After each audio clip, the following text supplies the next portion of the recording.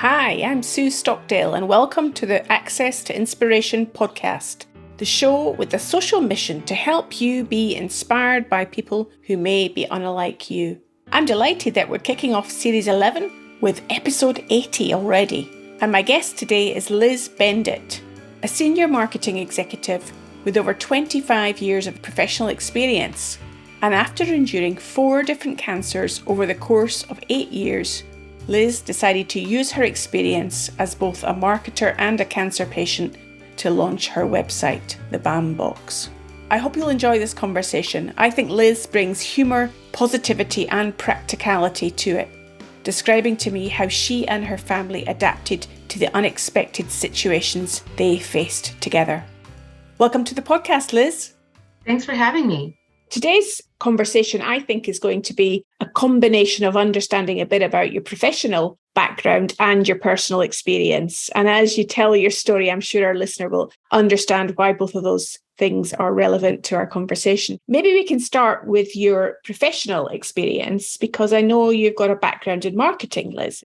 Yeah, so let's see. I earned my undergraduate degree at Boston University with a focus on broadcast and film. I thought that I was going to go make movies. I went to work for Disney and in a very creative position and realized that I was much more interested in the business of entertainment at the time than actually making and writing and producing content. So my dad encouraged me to get an MBA, and he was, as usual, right, as parents are wont to be. And I went to his alma mater, went to University of Southern California and earned my MBA with a focus in marketing. It coincided with the time of like the great big internet boom, where all of a sudden, all these really interesting startups and companies were exploding with totally new marketing, branding, positioning, advertising campaigns, because your market was no longer limited to the people in your geographic region, right? Your store could reach anyone, anywhere. And so I got really excited and interested in the idea of internet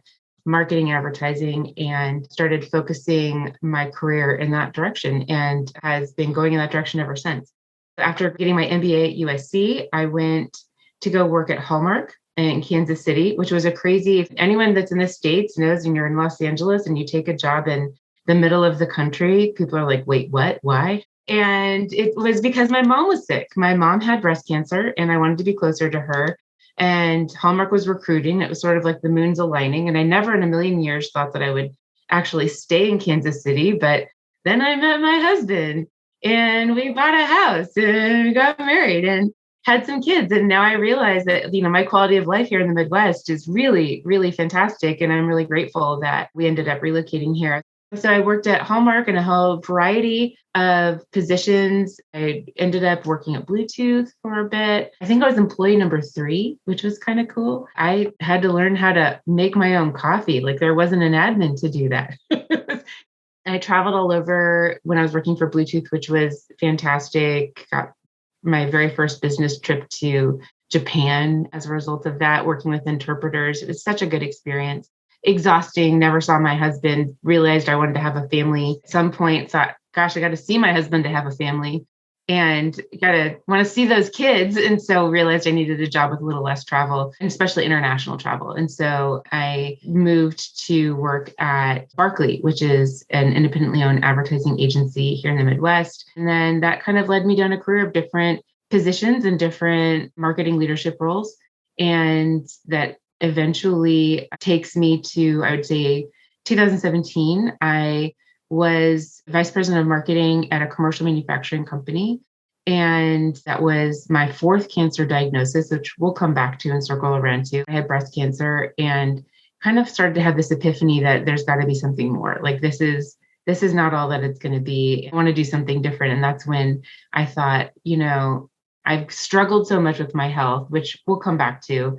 And there is this big market opportunity. Going back to what I studied and started was internet advertising, internet marketing. Why can't I merge these 2 things together? And that was when the idea for, well, why can't I be an entrepreneur? And what would that mean to our family? Going from a 2-income family to a 1-income family is no small feat. So how would that work? And it took us about 2 years of planning. And eventually in fall of 2020, we launched the bombbox.com. You have skirted across quite a few major topics that we can circle back to explore yeah, in a more the moon's detail. aligned, but it took a couple of years, right, for all of that to happen. Yes. So as you're speaking, Liz, I'm hearing a hectic lifestyle and travel involved with your job, yes. and also some health challenges that you also threw into the conversation then.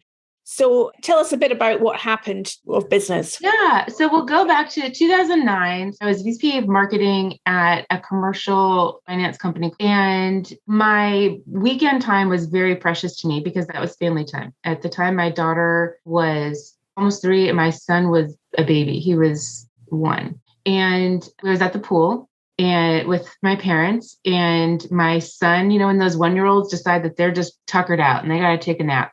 And he had fallen asleep on my chest. He's sweating all over me and I'm just loving it. But I am in a contorted position to kind of keep him in place and not let him slide off because I am a little worried about the chunker falling off onto the concrete. And I only share that because I was in this weird position and my mom was face to face with my upper thigh. And she was looking at the thigh saying, there's a mole there that I don't like the look of. You really need to go to a dermatologist and get that checked out.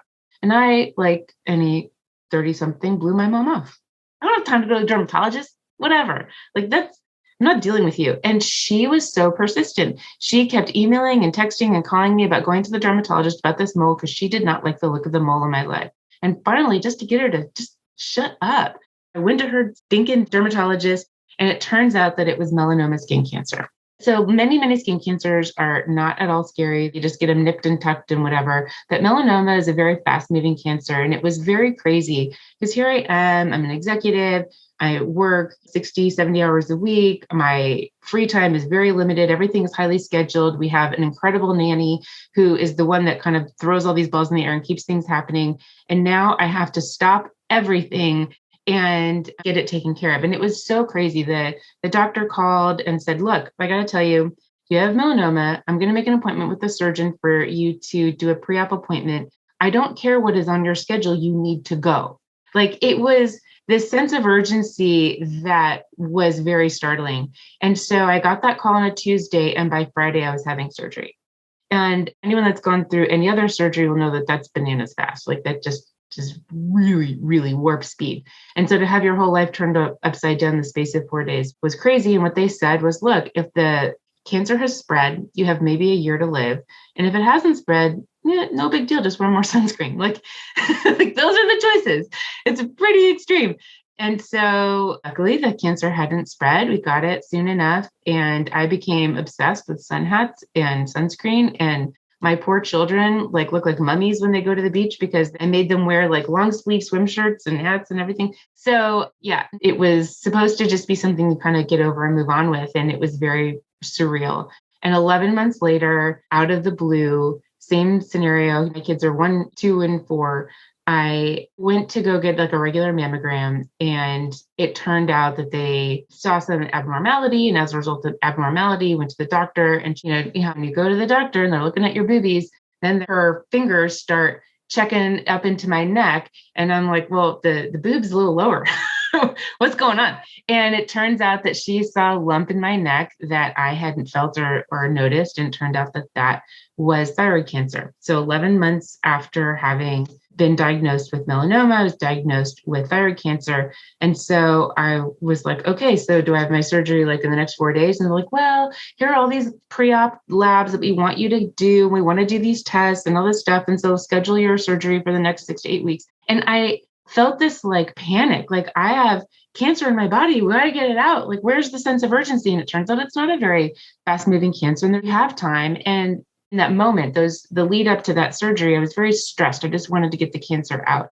And now in retrospect, I can look back and say that was a gift, right? I had my childcare set up. I had my work projects all kind of squared away. It was, when you plan a vacation versus having to an emergency, just drop everything and go. It was awesome. Things were much more organized, and which was really lucky because as a result of that surgery, I fell into this teeny tiny category of patients that this happens to 2% of patients, right? So it's very rare. But as a result of my thyroidectomy, I became hypoparathyroid, which means that my body does not process calcium like a normal person. And we all need calcium for muscle function. If you don't have enough calcium running through your body, as a result, your muscles start contracting And it starts in your extremities and then works all the way into your body until it hits your heart, which is a muscle, and your heart stops and you die. And if it's not caught in time. And so they didn't know this. Obviously, they let me out of the hospital. I went home. I went into hypoparathyroid shock, was back in the ER, in the hospital for 2 weeks while they tried to figure out a drug therapy that would get me normal. And because, like I said, it only happens to 2% of patients. It's not well studied. There's a fair amount of trial and error in trying to figure out how to normalize calcium function. It took me another probably year or so to kind of learn myself that in addition to all the drugs that I have to take in order to regulate my calcium, I also found that changing my nutrition and diet habits made a huge difference as well. And so that was another one of those clues that, look, I believe fundamentally and firmly in Western medicine. I think it's really important. But I also think it's important to take care of your body and to pay attention to some of those more holistic methods. And it's not an either or, you can be both. So I changed a lot of things about my nutrition. Most importantly, I dropped gluten from my diet and I started getting a lot healthier. At that point, I joined a running group and ran my first half marathon. The running was also really helpful to me in terms of helping me with my energy and regulating my metabolism. So just all these things kind of worked together and I was doing better. I'd kind of moved on with my life. Cancer was in the rearview mirror, right? Liz, you're sounding incredibly upbeat and positive. I'm wondering what your mum was thinking of this, having her been the one that sent you off to get that mole looked at initially. Oh gosh. I mean, she owns that I told you so in like a really big way. My mom is amazing. At the time that I was diagnosed with the melanoma, my dad had been working on this long-term project in China. And he was typically in China for 2 or 3 weeks at a time, would come home for a week and then leave again. Well, in this particular time frame, instead of him coming home for a week, my mom was going to go to China to visit him and get a trip to China out of it, which is going to be really cool. And she was really looking forward to it. And so when I got the call from the doctor that I was going to have surgery in the next 4 days, the first person I called was my mom. Don't tell my husband that. I called my mom first. And I said, I can't believe it. You're right. It's melanoma. And she was literally just walking onto the airplane to go to China. And I'm like, I'm going to have surgery in the next 4 days. I can't believe this. And so she hung up with me. She turns to the stewardess and says, get me off this plane.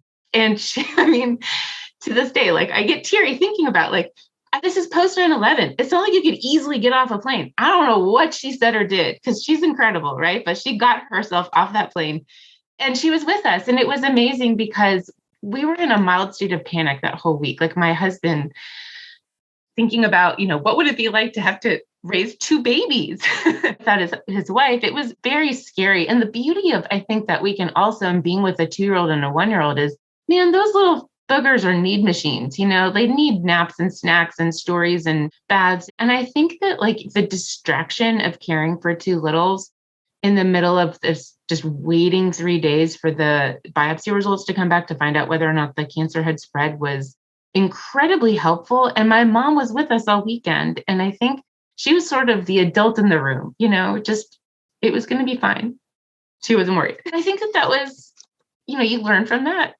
You learn to just kind of like have a little more faith, not in a religious way, just more kind of like the universe is going to be okay and have a little faith and deal with each problem as it arises, as opposed to just obsessing over what's going to happen if it happens, if that makes sense. Right. So I think that set the standard really well for us. Like, okay, she was calm. It was fine. So having moved through that first set of circumstances with your mum and your husband's support and your family there for you, and then having gone through your thyroid treatment and the unexpected consequences of that, then we're only halfway through the cancer story here. Those 2 pieces are so fundamental. One was don't panic until you have to panic, right? That was the melanoma story.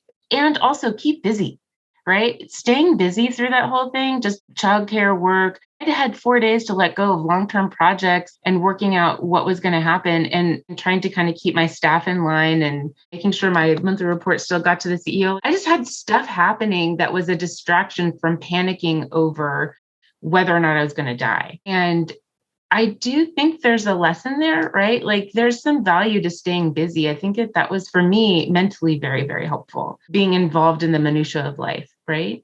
And then with the thyroid piece, then the other lesson there was, oh, having time to plan and prepare is a gift. If you can do that, it's better, because then, especially when the unexpected happens, and instead of being out for a week, I was out for almost a month. At least I had planned for it. At the time, I said, somewhere between 5 and 10 days. Well, it was more like 30. Because I had planned for that, there was oversight and planning, and people were able to react much more competently and with more confidence because I had planned for it. Same thing with childcare. It was all organized and planned around. My mom didn't have to jump off a plane, all that stuff was just so much more steady. Like, there were casseroles in the freezer. I was organized. And I think that organization was so unbelievably helpful as compared to the frantic nature of what happened when I had the melanoma. And so again, you learn. The other thing that I learned through my thyroid experience is that doctors are not like all-knowing seers. Especially when you have a really rare side effect, there is a fair amount of trial and error, and working with people that are open to that test and learn, and working with me on, okay, well, here are our choices. There's option A, B, or C. Here are what I think are the pros and cons of A, B, and C. What do you want to do? And being part of that negotiated conversation, to me, was really helpful, because I knew what I was looking for. I knew the side effects to keep an eye out for. I understood that there was a choice that I had chosen. And then also taking a little bit more control, realizing I'm so tired all the time. This has to be clinical fatigue. I wasn't this tired when my kids weren't sleeping through the night. Something is medically wrong with me. And raising my hand and saying, this isn't right. And in fact, when I raised my hand and said, this isn't right, to the endocrinologist I was working with at the time, he looked at me disparagingly and said, you're a working mom. Working moms are always tired. And in my head, I flipped him off. I didn't personally, I'm more polite than that. But in my head, I was like, yeah, we're done. And I went and found an endocrinologist that would work with me. And I also went to a nutrition expert and said, something is wrong with me. And so she looked at my labs and she said, let's drop gluten and see what happens. And in 6 weeks, I felt like I was more awake. And so again, you learn to advocate for yourself. There's no quick fix. And the other thing I also learned about this whole process is there are choices.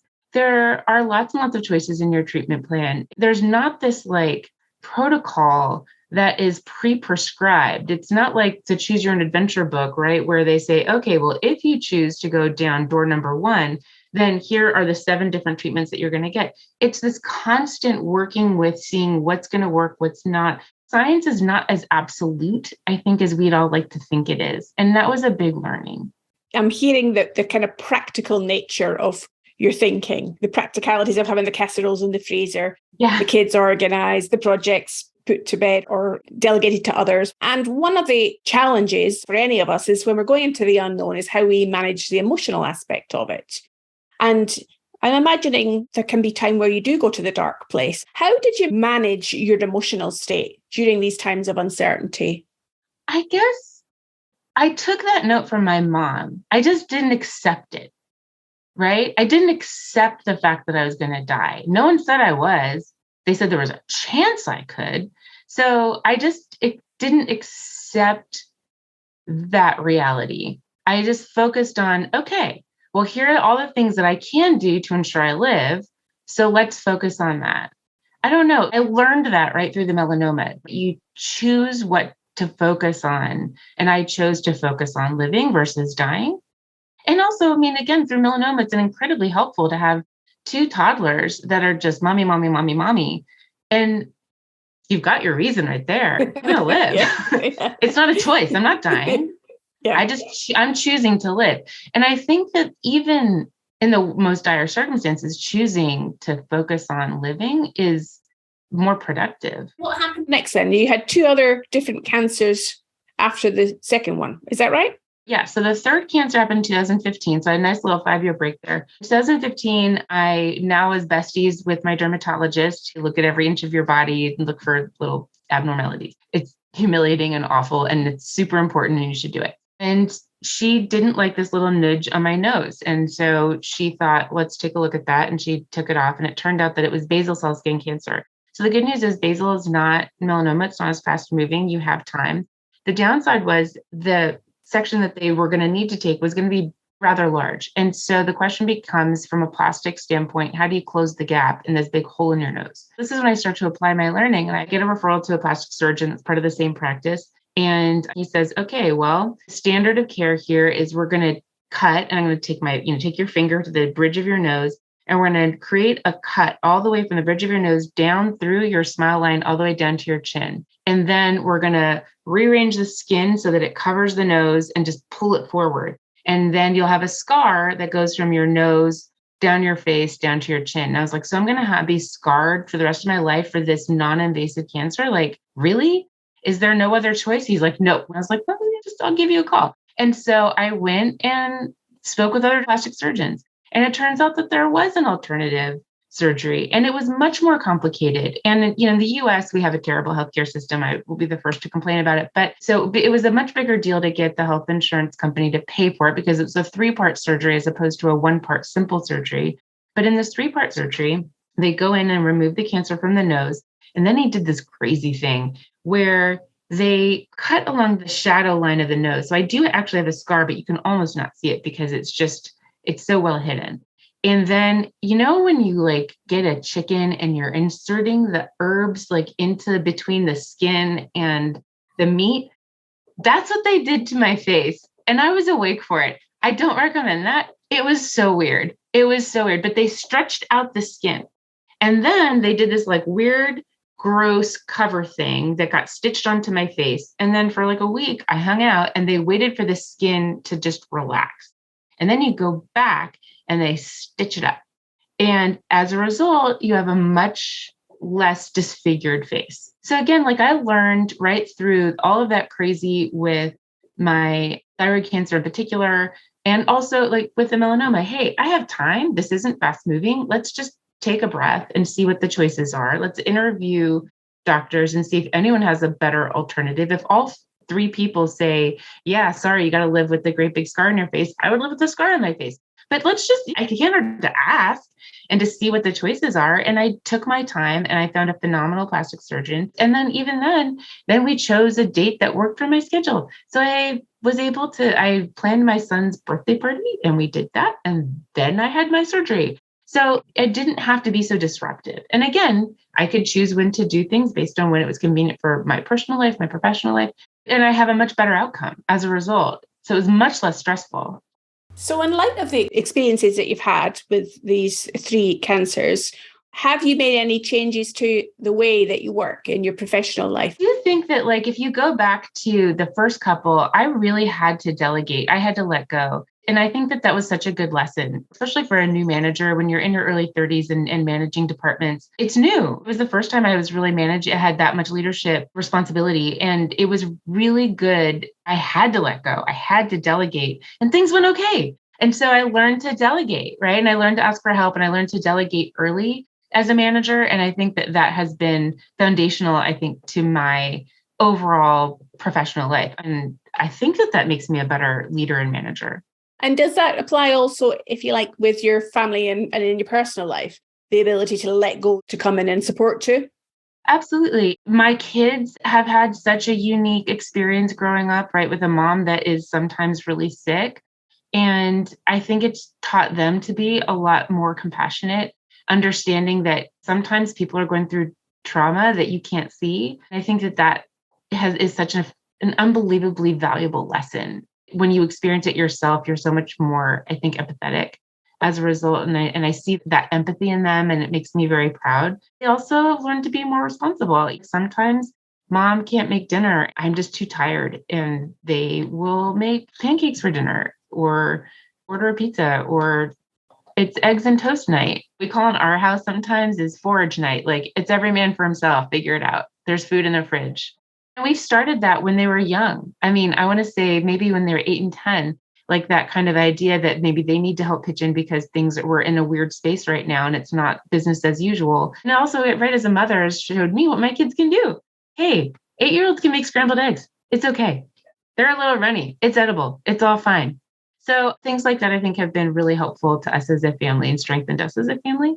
We were just on vacation a couple of weeks ago, and we were on a cruise. We had roughly the same location where we would have dinner every night next to this really big family. And at the end of the cruise, this one woman came over and said, I've just been watching your family, and I want to let you know how wonderful it is to watch it, how like your dynamic is so wonderful. And I love how easy you are and fun you are around each other. And I like to think that maybe like a little bit of the trauma that I've put them through has been part of what brings us closer. So I do think that there are benefits, and I do see those. You see how positive I am. It's because I don't think in some way, cancer is awful and I wouldn't wish it on anyone, but there are gifts that if you take them. I mean, the other is the strengthening of my marriage. There are so many choices to be had, and some of the choices I've made in the past have been in some ways controversial.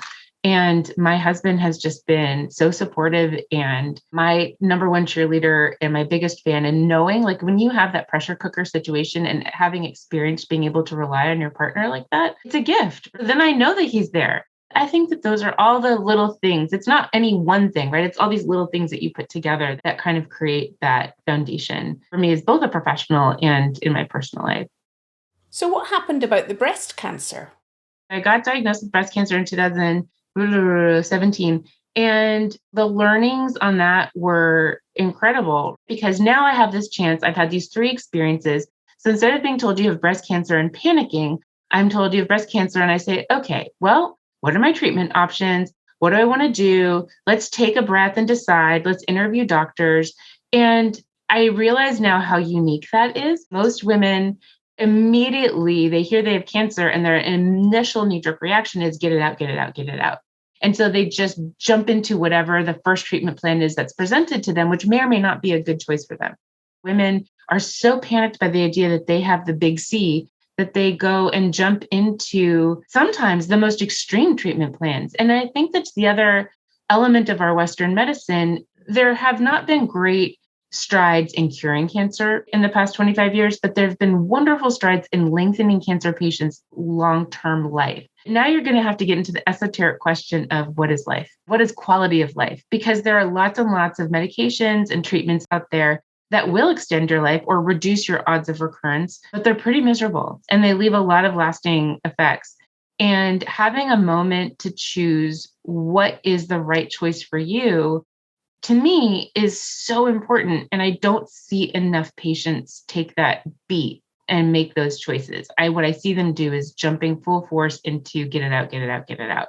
And so there are lots of women, especially with breast cancer, that are hacking off their boobs. And I don't think it's necessary. You can have a lumpectomy or a partial mastectomy. I mean, you can kind of do more to save your body. So when women hear there's a 20% chance of recurrence and they hack off their boobs, I think I wouldn't do that unless there was over 50% chance of recurrence. So again, I think that there's a misunderstanding of the nuance in medical treatments and the choices, and women don't realize that they have choices. So there are many, many doctors, as I have learned, that err towards the most conservative treatment plans, meaning like the most invasive, and many that err towards the least invasive. And so you have to just interview doctors to understand which one is really going to like click with your personality and your point of view and what you value in quality of life. So you've actually got choice here about how you move forwards. Yeah, breast cancer sucked. I mean, even having chosen phenomenal doctors, I love both my surgeon and radiation oncologist. I see them all the time. It still stinks. I mean, there's nothing pleasant about any of this stuff. It's painful. It's miserable. It's humiliating having your boobs on display to everyone. Kind of get over it, especially when I was going through radiation treatment. Everyone kept saying, oh, you're so healthy. You run 20 miles a week. You're young. You're going to sail through this. So I scheduled all of my radiation appointments for 7:30 in the morning so that it wouldn't disrupt my workday, thinking this is just going to be an inconvenient appointment every day. And it turned out that I got really sick and I couldn't keep up. And at the time, I was receiving so many well-meaning gifts, so well-meaning, receiving pink beribboned everything. I have pink beribboned coffee mugs, t-shirts, earrings, headscarves, just all this pink crap. And there is a segment of breast cancer patients that super love wearing Save the Tatas t-shirts and bragging about I'm a warrior. I am not one of them. That just was not something that I wanted. I don't know. It did not sync with my personality. And what I really needed was an ice pack that wouldn't leak through my clothes. or I needed lotion that would be soothing. I needed a pillow that would separate my seatbelt from my body because that was really painful. Anytime I got in a car to go anywhere, that seatbelt rubbing against my torso was awful. So like I needed all this stuff and it didn't really exist.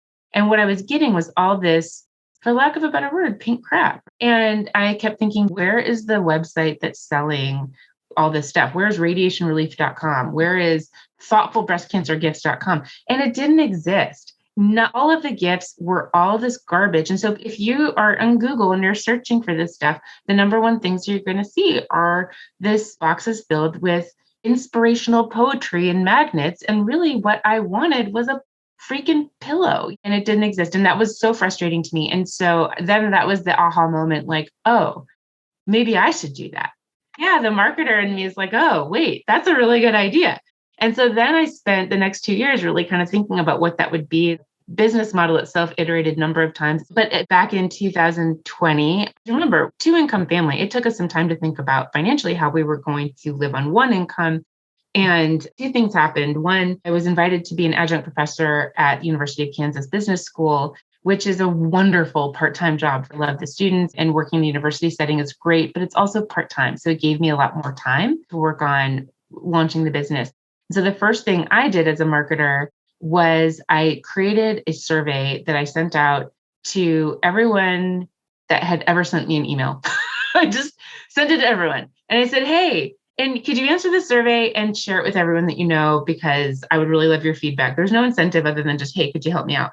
And the survey went viral and collected almost 600 responses. And it was awesome. And the survey had two paths. If you've ever had cancer, you go down one path where you talk about the different things that you would like to have received as a gift.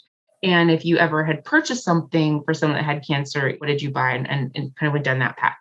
And it turns out that my experience was not unique, and that when you ask cancer patients, what are the things that you would like to receive as a gift, the number one items are all functional. Things like lip balm, lotion, fleece blankets, essential oils, things that are really useful. The worst performing items, the ones that nobody wants, got the absolute lowest ratings.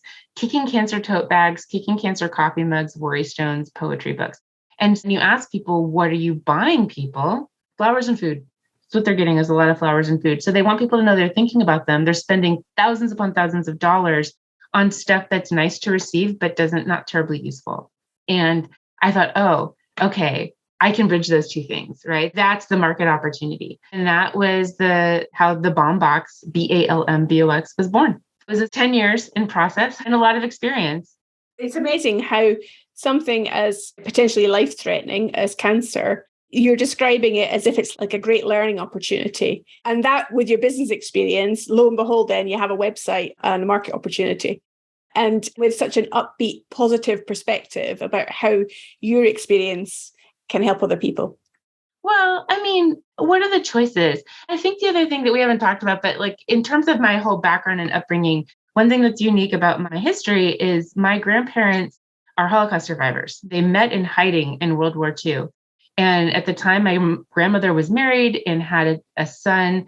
And because she looked like me, you can't see this on the podcast, but I look very Aryan. I have red hair and a small nose, or well, smaller now that it's been sliced up. But, I didn't look, I would say, stereotypically Jewish. And so they sent her to go find a place for her and her sisters and their children and families to hide. And when she came back, her whole family had been found and taken to concentration camps. And she learned at the end of the war, they had all died. And so she and my grandfather met in Poland. They went through this drama. They were in hiding for 5 years. They eventually got married, had my mom. My mom was born in Poland. They had this crazy immigration story that brought them ultimately to the United States. And think about everything my grandmother lost. She was the youngest of 5 sisters, all who had husbands and children. So this huge family, this adoring father, this son, this husband, and she had nothing. I mean, they came to the United States with basically the clothes on their back. And she was the most generous, positive person. From her point of view, God gave her a second life and she was going to own it. And she was always just so happy and joyful. And like, how do you not learn from that? Survival seems to be the thread.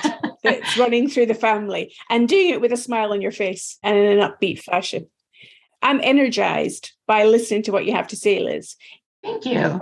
Despite the personal situations that you found yourself in, you've embraced them, your family's embraced them, and your focus now seems to me on how you can help others.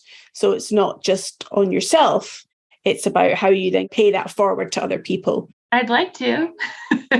We'll see. I know the answer to this question before I even ask it, but if there was a listener that's thinking about somebody they know that has cancer and that they would like to support them, what would your advice to them be? Visit thebalmbox.com, the BALMBOX.com. But here's what I will say is we are still new, about 2 years in, and currently, at least as of this recording, only shipping to the domestic United States. So you can support your friends and family in the US. We have not quite figured out the international piece. I would love to. It is for sure in the business plan, but we're a couple of years out on that one. Well, I think the whole point of our podcast is inspiration. And I think even if the listener can't get a hold of the Balm Box products, depending on where they're listening from, what I think you have given them is a perspective of how they could support their friends or family members. I think there's multiple ways. If you want to actually physically purchase a gift, it's, focusing on things that will genuinely help them versus it quote unquote inspire them. So just if you kind of have that frame of reference, like what is going to be useful to them during this particular time period. And then the other is, I really think keeping busy is such a gift. So whether it's through visits or getting you out of the house or let's go for a walk or we're going to Netflix and chill together, or just it's basically kind of keeping your mind focused on something other than your pain, your trauma, your worry. It's that distraction is a huge gift, I think. Wonderful. Fantastic to speak to you today, Liz. I've so enjoyed it. Again, if people want to find out more about you and the Balm Box, how might they do that on social media or the internet? Yes, follow us. We're on Instagram, Facebook, and Twitter. We'll certainly put links to all of those things on the show notes to accompany this. I wish you well, Liz, with the venture and with your inspiring story that you have so fantastically shared with our audience today. Thank you for your time. Well, wow, what a message that Liz shared with us. Her positivity and upbeat approach really shone through. Well, as always, if you want to find out more about our podcast series and all the other episodes that are available to you, hop on over to our website at accesstoinspiration.org. Or you can connect with us on social media. We're on Twitter, Facebook, Instagram, and LinkedIn.